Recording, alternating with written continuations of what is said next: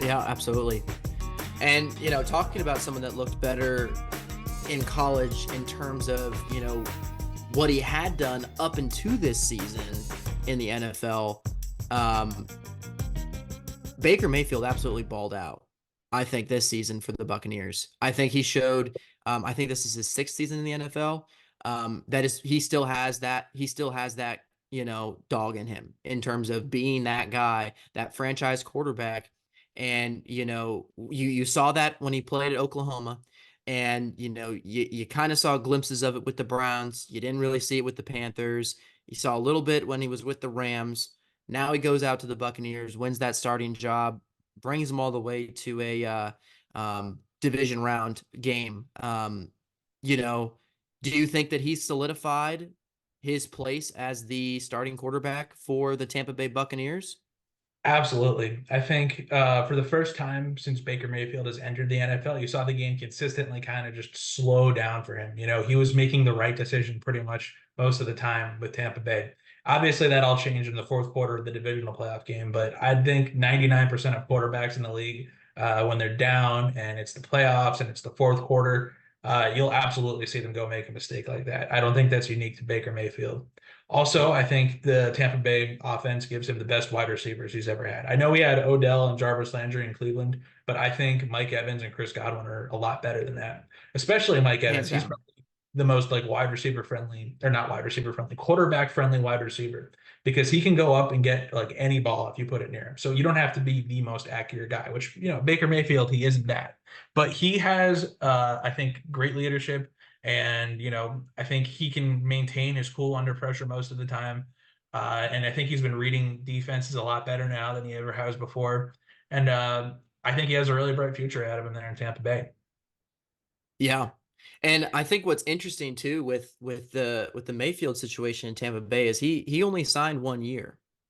So he has a lot of leverage in terms of how much is he going to be wanting to be paid, especially if Tampa Bay wants to make him that guy. Can he leverage this kind of season run with the Buccaneers? Can he leverage a better position elsewhere?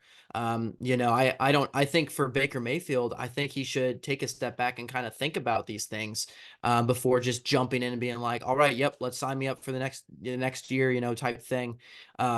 Because I think this year alone, he has really shown that, given time with it, with a team within a system, you kind of saw that going 4-7, I believe, is how they started the season and then ending it conference, um, conference playoff or divisional playoff game. Um, um, could Baker Mayfield potentially go for more money with another team that really wants to add him? So very interesting thoughts on that. Stays with Tampa Bay, maybe he goes someplace else that needs a quarterback. Yeah, well, here's the thing. Tampa Bay has a lot of important free agents this offseason, so they're going to really have to decide who they use that franchise tag on.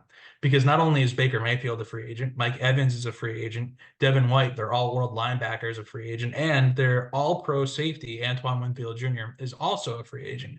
That's four really important guys that if you're the Tampa Bay Buccaneers, you can't really afford to lose any of them.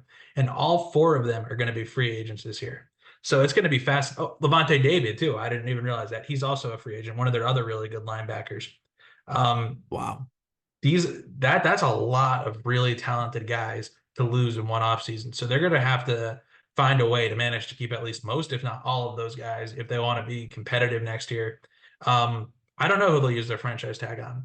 I don't know if they'll put it on Baker, to prevent him from leaving, or if they'll put it on Antoine Winfield Jr., who will certainly get a much bigger deal from another team if the Buccaneers aren't able to work something out with him and franchise tag him. So getting a deal done with Baker before free agency starts would definitely be huge for Tampa Bay, which means really early on in this offseason, they're going to have to decide, is Baker Mayfield the guy?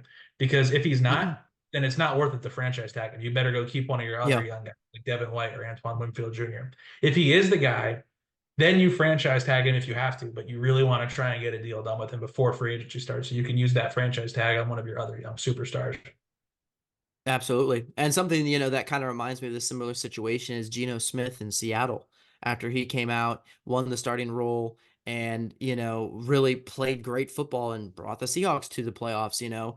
And he asked for, I forget how much money it was, his contract, but it was a pretty big contract, and Seattle paid him that amount.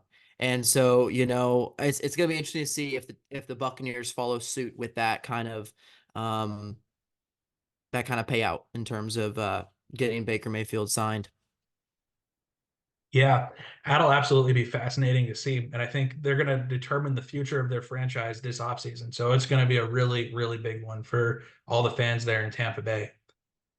Thank you for joining us on the Red Zone Rodeo podcast. If you like football and you like having fun, come on down and subscribe and check out our channel for more videos like this one. No ifs, ands, or buts. This is the best place for your football news.